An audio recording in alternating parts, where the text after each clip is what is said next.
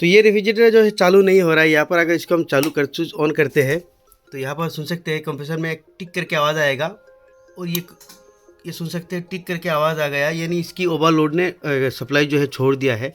तो इस कंडीशन में या तो रिले ऑयल पे ख़राब होता है या कंप्रेसर ख़राब होता है। तो हमें सबसे पहले इसको डायरेक्ट करके चेक करना है, उसके बाद ही हम इस किसी चीज़ को ख़राब मानेंगे। तो डायरेक्ट कंप्रेसर को किस तरह से चेंज करना है आज हम इस वीडियो में आप लोगों को दिखाएंगे। तो सबसे पहले इसको मेन प्लग से जो है इसको हम आउट कर लेते हैं। उसके बाद हम आ जाएंगे यहाँ पर कंप्रेसर की बैक साइड में, ये जो कवर है इस बॉक्स को हम निकालेंगे, और यहाँ पर आपको मिल जाएगा रिले OLP, और इनको हमें निकालना होगा। तो रिले OLP को निकाल के हम इसको डायरेक्ट टेस्ट करेंगे। तो कंप्रेसर को किस तरह से डायरेक्ट टेस्ट करना है, तो अक्सर कई बार ऐसा होता है कि इस कंप्रेसर के अंदर जो ब्लॉक पिस्टन होते हैं ये जाम हो जाता है, तो हमें इसको डायरेक्ट शॉर्ट मार के उठाना होगा। तो यहाँ पर ये हो गया आपका मेन लीड का 2 कनेक्शन देख सकते हैं, ये हमारा OLP हो गया और ये रिले हो गया। तो ये रिले का ये 2 कनेक्शन रहता है, एक 2 कनेक्शन हमारा होता है, ये देख सकते हैं डायरेक्ट यहाँ पे कैपेसिटर में गया हुआ है। तो इनको छोड़ के ये जो मेन लीड है हमें इसको निकालना होगा। उसके बाद आपको यहाँ पर रिले को भी चेक करना है, इसमें कंटिन्यूटी आ रहा है कि नहीं, ओवरलोड को भी। आपको ये डायरेक्ट टेस्ट करने से पहले आपको सबसे पहले कंप्रेसर को बॉडी चेक करना है। आपको मीटर को जो है कंटिन्यूटी मोड पे लगाना है, मल्टीमीटर को कंटिन्यूटी मोड पे लगा के इसकी एक पॉइंट में एक यहाँ पर लीड लगाना है और बॉडी में लगाना है। देखना है कि आपका ये टर्मिनल जो है अंदर कोयल बॉडी के साथ शॉर्ट है कि नहीं। आपको यहाँ पे बॉडी में एक मल्टीमीटर का प्रोब लगा देना है और दूसरा प्रोब यहाँ पे एक पॉइंट में लगाना है। तो इसमें देख सकते हैं कोई भी बॉडी हमारा नहीं बता रहा है, अब दूसरे पॉइंट में लगाना है। तो यहाँ पर भी कोई बॉडी नहीं हमारा बता रहा है, और अब यहाँ पे तीसरे पॉइंट कंप्रेसर की इस तीसरे टर्मिनल को लगाना है। तो यहाँ पर भी लगाते हमारा कोई भी बॉडी नहीं आ रहा है, यानी हमारा ये जो कंप्रेसर है ये बॉडी नहीं है। और अब इसको हम डायरेक्ट लगा के टेस्ट करेंगे, क्योंकि कई बार इसमें ब्लॉक और पिस्टन जो होता है जाम हो जाता है। यहाँ पर हमने OLP को जो निकाल दिया है, और ये हो गए 2 हमारा मेन लाइन। और अब मेन लाइन दोनों को हम यहाँ पे, ये जो कंप्रेसर के 3 पॉइंट है देख सकते हैं, यहाँ पर कंप्रेसर के 3 पॉइंट है, 3 टर्मिनल। यहाँ पर होता है रनिंग, ये हो गया स्टार्टिंग, और ये हो गया आपका कॉमन। तो कॉमन में हम एक लगाएंगे और रनिंग में एक लगाएंगे, और स्विच को ऑन करके रनिंग और स्टार्टिंग को दोनों आपस में शॉर्ट करेंगे। ये होता है डायरेक्ट टेस्टिंग। तो यहाँ पर हम एक लीड जो है इसको रनिंग की पॉइंट जो है इस पर लगा देते हैं, और ये दोनों हमारा मेन सप्लाई है। आप यहाँ पर डायरेक्ट एक वायर को भी यहाँ पर लगा सकते हैं, और दूसरा जो कॉमन है ऊपर जो एक लाइन रहता है ये कॉमन है, तो कॉमन में हम एक यहाँ पर लगाएंगे।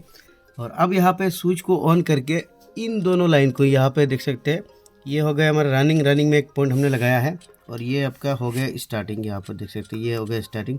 इन दोनों को आपस में शॉर्ट करेंगे। तो हमारे कंप्रेसर के अंदर अगर ब्लॉक पिस्टन वगैरह अगर जाम हो गया है तो इसी तरह से शॉर्ट मारने पर यहाँ पे उड़ जाएगा। और इसके अलावा यहाँ पर हम एम्पेयर मीटर भी लगा के चेक करेंगे।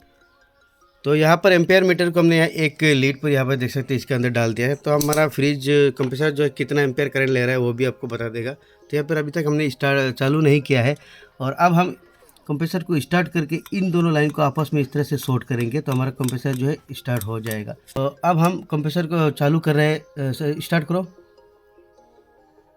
तो हमने यहाँ पर स्टार्ट कर दिया है, और इन दोनों लाइन को आपस में शॉर्ट करेंगे, लेकिन कंप्रेसर हमारा स्टार्ट नहीं हो रहा है। तो हमें कुछ देर इस तरह से करना है, बंद कर दो। तो हमने बंद कर दिया है, और अब 1-2 मिनट के बाद हम फिर से इस तरह से ट्राई करेंगे। फिर से स्टार्ट करो। तो यहाँ पर देख सकते हैं स्विच देते ही हमारा एम्पेयर जो है कितना ले रहा है, 2.30 के ऊपर ले रहा है। और फिर से यहाँ पर हम शॉर्ट करेंगे इन दोनों लाइन को। यहाँ पे ये होता है कंप्रेसर को डायरेक्ट टेस्टिंग, और यहाँ पे हमारा एम्पेयर देख सकते हैं 2.5 के ऊपर ले रहा है। तो यहाँ पे बंद कर दो। तो और एक बार हम इस तरह से चेक करेंगे, उसके बाद ही हम मानेंगे कंप्रेसर ख़राब है या इसका और भी कंपोनेंट ख़राब है। तो अभी तक चालू नहीं हुआ है, फिर से हम और एक बार इसमें ट्राई करेंगे। स्विच ऑन करो।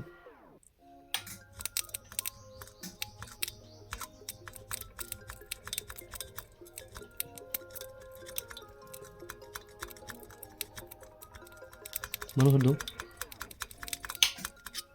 तो अभी हमने इसको बंद कर दिया है। तो दोस्तों यहाँ पर हमारा 3-4 बार ट्राई करने के बाद हमारा कंप्रेसर जो है चालू हो चुका है, लेकिन यहाँ पर हमें वो क्लिप हमने उठा नहीं पाया, तो इसके लिए माफ़ी चाहेंगे। अगली बार हम आप लोगों को दिखा देंगे।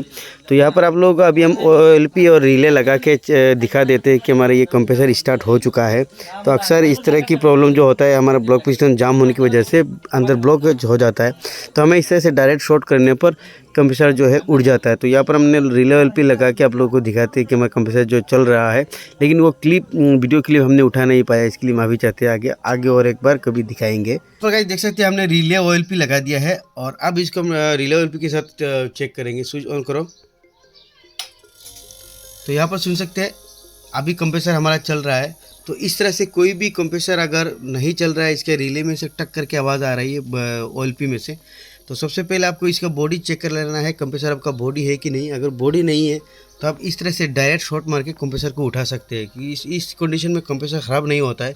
कई बार कंप्रेसर के अंदर ब्लॉक पिस्टन फंस जाता है या जाम हो जाता है, उसके बाद इस तरह की प्रॉब्लम होता है। तो इस तरह से आप डायरेक्ट शॉर्ट मार के कंप्रेसर को उठा सकते हैं। तो आई होप ये वीडियो आप लोगों को अच्छा लगा होगा। अच्छा लगे तो लाइक ज़रूर कर देना। ऐसे इन्फॉर्मेटिव वीडियो के लिए हमारे चैनल NIC इलेक्ट्रिक को भी फॉलो कर देना।